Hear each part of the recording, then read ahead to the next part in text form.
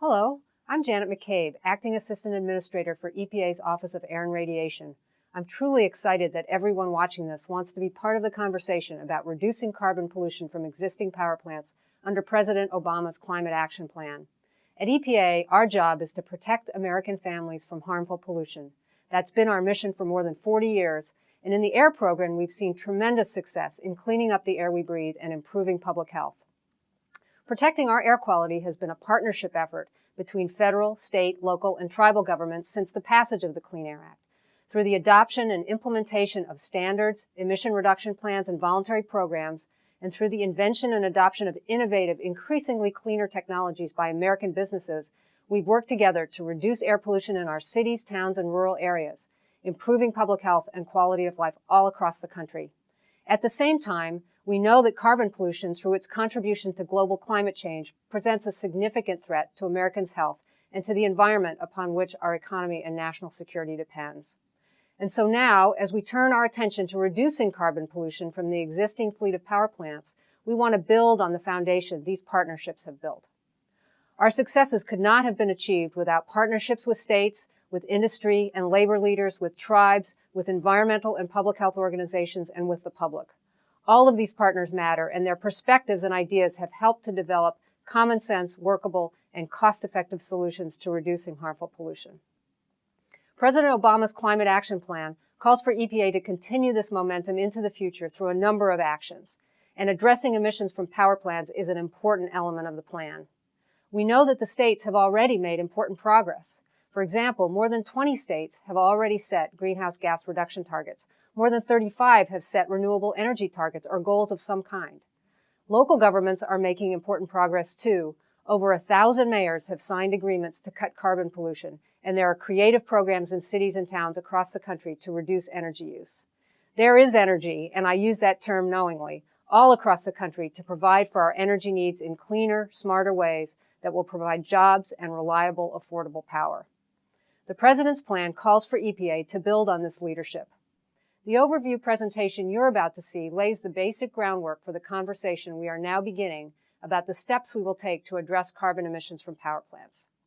Through this outreach process, we're engaging with a broad range of stakeholders so we consider the broadest range of ideas about how this program can work. In addition, we want to know about new ideas, not just what has worked, but what could work in states, companies, and communities across the nation. Together, we can think creatively about the challenge at hand, and we can craft common sense solutions to help move us toward a cleaner energy future. This is especially important here because, as you will hear in this webinar, the Clean Air Act gives states the responsibility to develop their own plans to meet the carbon reduction standard that EPA's rules will set. Today, we'll walk you through the basics of the part of the Clean Air Act that can reduce carbon pollution from power plants, Section 111.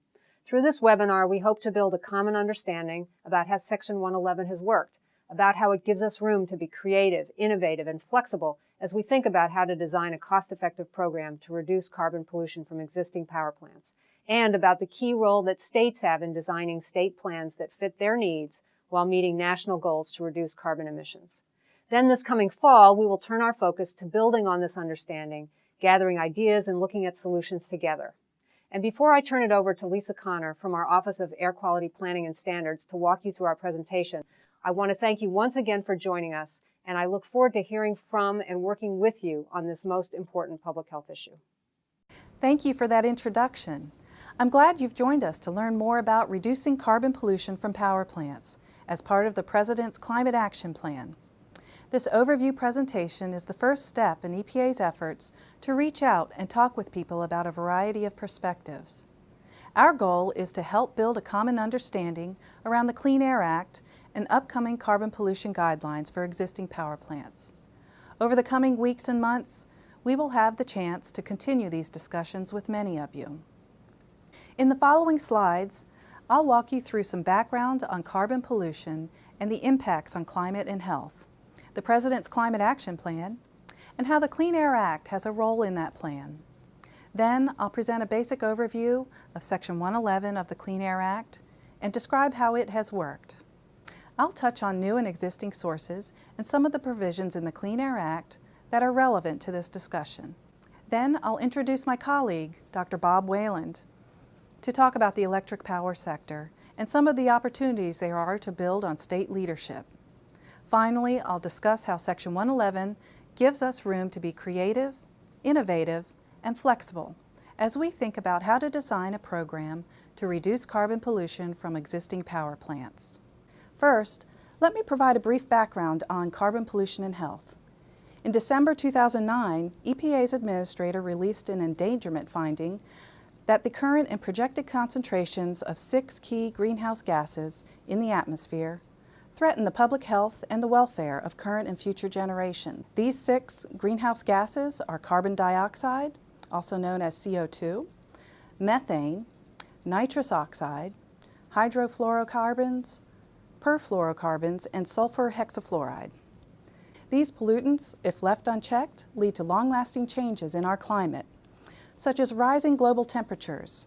They've risen 1.3 degrees Fahrenheit over the past 100 years. In fact, 8 of the 10 warmest years on record have occurred since 2001. Rising sea level, which can increase the risk of storm surge and flooding along our coasts. Changes in weather and precipitation that can lead to changes in ecosystems, habitats, and species diversity. These changes threaten America's health and welfare for current and future generations.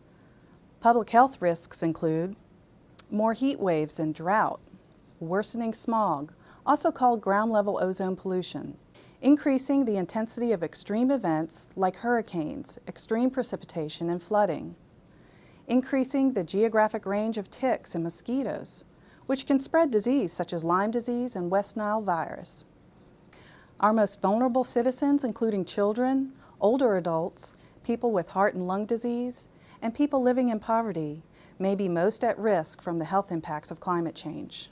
Of the 6 key greenhouse gases, carbon dioxide accounts for 84% of total U.S. greenhouse gas emissions in 2011. As you can see in the pie chart, about 1/3 of all greenhouse gas pollution in the United States comes from the generation of electricity by power plants. The principal greenhouse gases that enter the atmosphere due to human activities include carbon dioxide, or CO2, which comes from burning fossil fuels, solid waste, trees, and wood products, and from chemical reactions during the manufacture of cement, steel, and aluminum. Methane, or CH4, is from the production and transport of coal, natural gas, and oil, from livestock and other agricultural practices, and from the decay of organic wastes in our landfills. Nitrous oxide, or N2O, results from the combustion of fossil fuels and solid waste, and from agricultural and industrial activities. And then the fluorinated gases are typically emitted in smaller quantities, but are potent greenhouse gases. These synthetic greenhouse gases are emitted from a variety of industrial processes. They are sometimes also used as substitutes for ozone-depleting substances, such as refrigerants. In June of 2013, President Obama announced his Climate Action Plan. This plan reinforced EPA's commitment to cutting harmful pollution, protecting our country from the impacts of climate change, and leading an international effort to address a changing climate. By addressing climate change and by cutting carbon pollution, we will help to keep our air and water clean, spark innovation that drives economic growth and creates good-paying jobs. It will also modernize our power sector using the latest technology to reduce carbon emissions and move our economy towards cleaner, more efficient forms of energy. At EPA, we've been working to cut carbon pollution since 2009. Since that time, we've made significant progress, most notably through stronger fuel economy standards for cars and trucks that will cut billions of tons of carbon pollution, save consumers trillions of dollars, and dramatically reduce our nation's dependence on foreign oil. And the President's plan calls for EPA to continue this momentum by cutting carbon pollution from power plants, building a 21st century transportation sector, and changing the way we use energy by using more clean energy, wasting less energy, and becoming more efficient throughout the economy. By reducing methane and hydrofluorocarbons, preparing the United States for the impacts of climate change, and by leading international efforts to address global climate change. This presentation focuses primarily on reducing carbon pollution from power plants, and the President gave EPA a specific directive on how to move forward toward this goal. President Obama directed EPA to set flexible carbon pollution standards regulations, or guidelines as appropriate for power plants under Section 111 of the Clean Air Act. To achieve this, EPA will engage with stakeholders on program design. This includes states, many of whom have shown great leadership in addressing climate change and energy efficiency, and who will implement the guidelines we set. Power sector leaders, who have taken steps to reduce their own carbon footprint. Labor unions, whose members' jobs and livelihood depend on the electric power sector. Non-governmental organizations such as environmental groups, who have given a lot of thought to how a program could be designed to achieve reductions. Tribal officials that operate power plants and will help us implement guidelines on tribal lands. And members of the public, who have shown a high level of interest in how EPA regulates pollution from power plants. We will seek flexible instruments, tools, and mechanisms when developing the standards, regulations, or guidelines, and tailor actions to cost-effective reductions while maintaining reliability on a range of energy sources. We will also account for other regulatory actions that affect the power sector. This is an important task, and EPA is committed to continue working with states, the power sector, and other stakeholders to achieve these goals. Under the President's directive, EPA will develop carbon requirements for new power plants, modified and reconstructed power plants, and existing power plants. Let's talk a little bit more about what the process will be for each of these.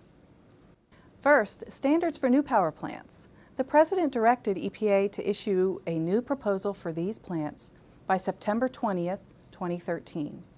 As you may know, the agency issued a proposal for carbon pollution standards for new power plants in April 2012.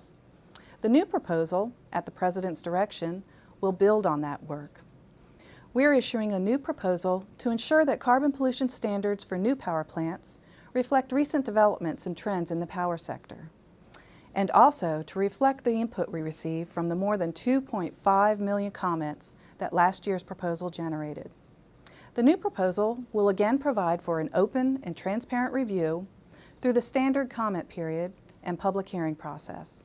EPA will then issue a final rule in a timely way after considering all public input. Next, in the President's directive, are standards for modified and reconstructed power plants. Modifications and reconstructions refer to existing sources that undergo major changes, which I'll discuss later in this presentation. The President directed EPA to address pollution from modified and reconstructed power plants by proposing standards by June 1, 2014, and finalizing those standards by June 1, 2015. Third are guidelines for existing power plants. The President directed EPA to address pollution from existing power plants by engaging in a collaborative dialogue with stakeholders and building on state leadership to develop that path forward. This direction includes issuing proposed federal emission guidelines by June 2014 and final guidelines by June 2015. With this program, states will use the federal guidelines as references to develop and submit state plans under Section 111D to EPA by June 2016. The process will build on states' leadership and experience in building greenhouse gas and energy efficiency programs, as well as working with the industry and communities to address this important issue. Over the coming weeks and months, we plan to meet with key groups, speak at upcoming events, post this presentation on EPA's website, and collaborate with other federal agencies. This process will offer a variety of opportunities for comments. We want to make sure we have a chance to hear from you in a number of forums. EPA has been reaching out to states and other stakeholders to better understand what type of engagement would be most useful. This overview presentation is shaped by those discussions. It will provide basic information and a common vocabulary that will help us talk in more depth in discussions in the coming weeks and months. We'll post this presentation on the web as it provides a background on the Clean Air Act and can foster a better understanding of the requirements for power plants under the Act. The next steps will include structured meetings and interactive dialogue with stakeholders. This fall, EPA will host and work with other organizations to set up more detailed meetings that will help inform the rulemaking process. Any proposed guidelines for existing sources will follow the agency's normal, open and transparent regulatory development process, including interagency review and public hearings and public comment periods. So now let's shift to an explanation of the Clean Air Act and how it will inform EPA's work on these rules.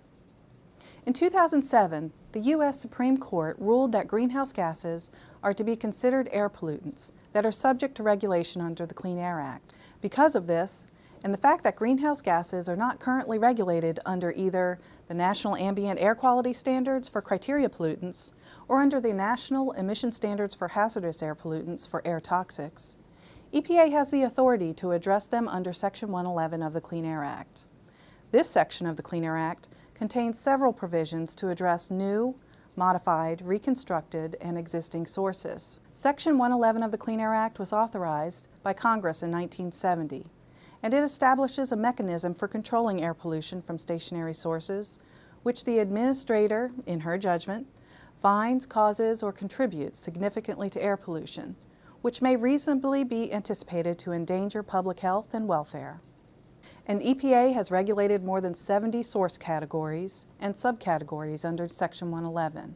A full list of the source categories regulated under this section can be found in the Code of Federal Regulations under 40 CFR Part 60. Section 111 lays out different approaches for new and existing sources. Section 111B addresses new, modified, and reconstructed sources by establishing federal standards. Section 111D addresses existing sources by establishing federal guidelines for states to set standards for existing sources. Next, I'll talk about each of these in more depth. EPA sets standards of performance for new sources under Section 111B. These are often called New Source Performance Standards, or NSPS. These standards are to reflect the degree of emission limitation achievable through the application of the Best System of Emission Reduction, or BSER. When determining the best system of emission reduction, EPA is to take into account the costs of achieving emission reductions, non-air quality health and environmental impacts, such as impacts on water quality or ecosystems, and energy requirements.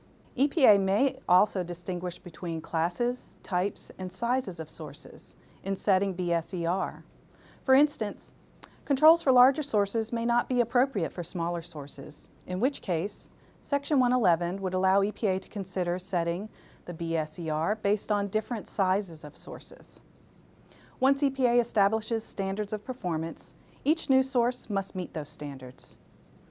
EPA can delegate implementation and enforcement of these standards to the states. In addition, the standards are incorporated into state air permits. These standards are to be reviewed by EPA at least every 8 years and revised if appropriate. For modified and reconstructed sources, EPA also uses Section 111B. Under Section 111B, a modification is defined as a physical or operational change that increases the source's maximum achievable hourly rate of emissions, whereas reconstruction is defined as a single project that replaces components and exceeds 50% of the fixed capital cost that would be required to construct a comparable entirely new facility. In essence, enough of a rebuild that they are a new facility. In establishing standards of performance for modified and reconstructed sources, EPA follows the same process as setting standards for new sources. Each source must meet the standard. These standards are incorporated into state air permits, and they're reviewed by EPA every 8 years and revised if appropriate. Once EPA has elected to set standards of performance under Section 111B for a given source category, Section 111D calls for regulations of existing sources with certain exceptions. Section 111D addresses existing sources that are not regulated under other parts of the Clean Air Act, such as those regulated under the air toxics requirements. Because Section 111D only applies to pollutants not regulated under other parts of the Clean Air Act, it has been used infrequently. EPA has established Section 111D regulations for 5 source categories, including acid mist from sulfuric acid plants, fluorides from phosphate fertilizer and primary aluminum plants, total reduced sulfur from kraft pulp plants, and landfill gases from our landfills. Section 111D uses a different approach for achieving emission reductions than the approach used for new sources under Section 111B. In particular, Section 111D provides that EPA establish a procedure for states to implement performance standards for existing sources. Under Section 111D, EPA does not set explicit emission standards for individual sources. Rather, it develops emission guidelines. While called guidelines, they go through notice and comment and are binding on states. They generally constitute the goal or mark that states have to meet when developing standards of performance for existing sources. Congress anticipated that there may be air pollution problems that EPA would need to address beyond criteria pollutants and air toxics. It also recognized that existing sources do not have as much flexibility as new ones to build emission controls into their design. Therefore, the language in the Clean Air Act for Section 111D is broad. Section 111D provides greater flexibility to EPA and states to design a program in consultation with a diverse range of stakeholders. The state-federal partnership principle of 111D also reflects the state-federal principles woven throughout the Clean Air Act. In this case, EPA generally handles new sources, while states generally handle existing sources in a way that works best for their circumstances. EPA previously has set emission guidelines for 5 source categories. EPA has not prescribed technology that must be used to comply. These past guidelines have shared some common elements. They include the description of BSER that has been adequately demonstrated, the degree of emission limitation achievable, the costs and environmental impacts of application, the time required to implement the guidelines, and other information to facilitate development of state plans, and a goal for reductions or standard of performance based on BSER. Once EPA set the guidelines, states developed Section 111D plans establishing standards of performance for the covered sources in their state. States then submitted Section 111D plans to EPA for review and approval. EPA subsequently evaluated the plans and took action through notice and comment rulemaking. When designing a state plan, states have the flexibility to determine the combination of measures that will meet the federal guideline. State plans set that standard of performance. States must promulgate rules that are consistent or equivalent with the EPA's emission guidelines. These can be identical to EPA's guidelines, or these can differ from, but be equivalent to, EPA's guideline. States may also adopt more stringent standards or shorter compliance schedules than those contained in the guidelines. State plans are also to provide for implementation and enforcement. States have had the flexibility when applying a standard of performance in their plans to take into consideration, among other factors, the remaining useful life of the source. The time frame to submit state plans has been set by EPA in the guideline. In the past, state plans have generally been due within 9 months after publication of the final emission guidelines. In the President's Climate Action Plan, he has instructed this time frame to be 12 months, or by June 30th, 2016.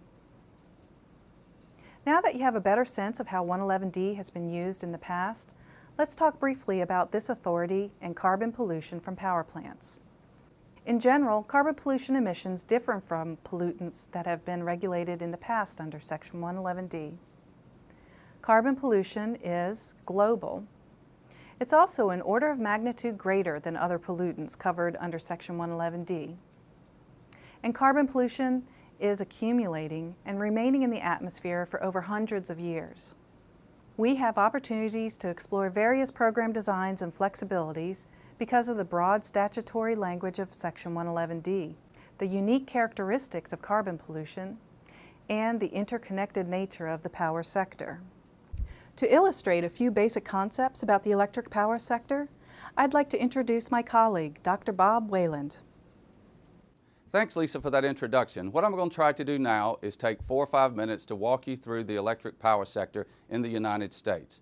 The power sector accounted for 33% of total greenhouse gas emissions in the United States in 2011. In addition, 60% of the U.S. stationary source greenhouse gas emissions in that year could be attributed to the electric power sector.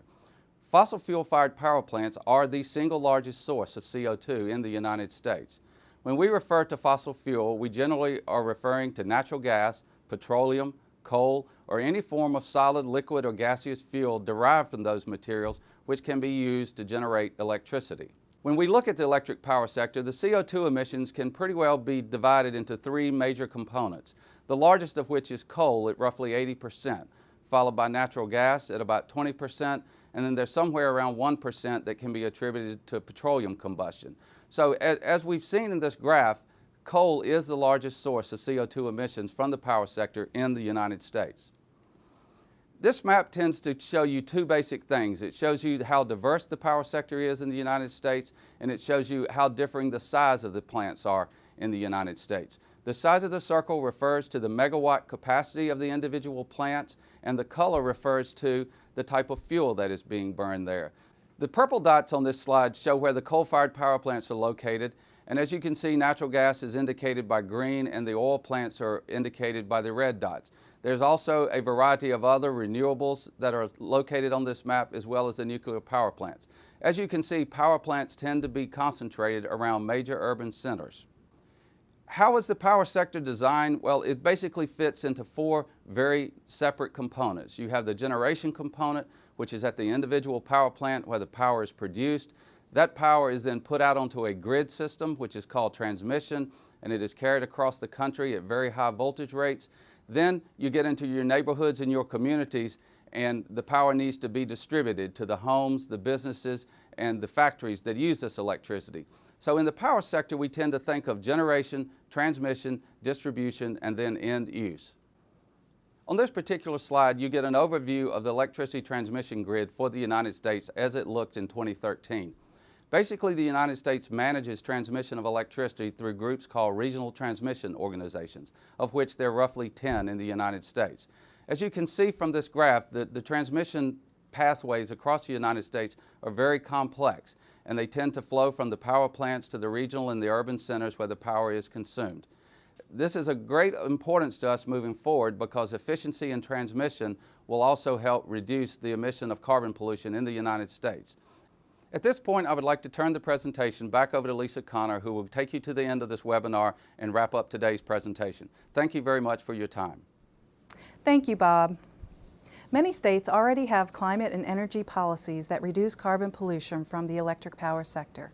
Their programs show that opportunities for cost-effective reductions may range from direct measures at individual electric generation units to indirect measures that reduce overall electricity demand or increase the use of low or non-emitting generation. To build a Section 111D program that preserves and supports states' leadership, we would like to know more about the state programs that exist today, how they work, the lessons learned from state experience, and what states are planning for the near future. As I've laid out, EPA believes the unique characteristics of carbon pollution and the interconnected nature of the electric power sector call for a broad and flexible approach to designing the program for existing power plants. The President has told us to consider the full range of possibilities as we develop approaches that could accommodate market-based instruments, performance standards, and other regulatory flexibilities. EPA is aware that many different types of approaches and designs are being discussed among stakeholders, ideas for things that might fit under 111D. And the ideas run the gamut from one end of the spectrum to the other and somewhere in between. To help everyone build a common understanding of the range of opportunities for emission reductions, we want to take a moment to define some of these concepts. First, the ideas of a source-based approach and a system-based approach. A source-based approach evaluates emission reduction measures that could be taken directly at the affected sources, in this case, the power plants. A system-based approach evaluates a broader portfolio of measures, including those that could be taken beyond the affected sources, but still reduce emissions at the source. And when we talk about source-based and system-based approaches, there are a few additional terms that we should recognize. First, supply-side options.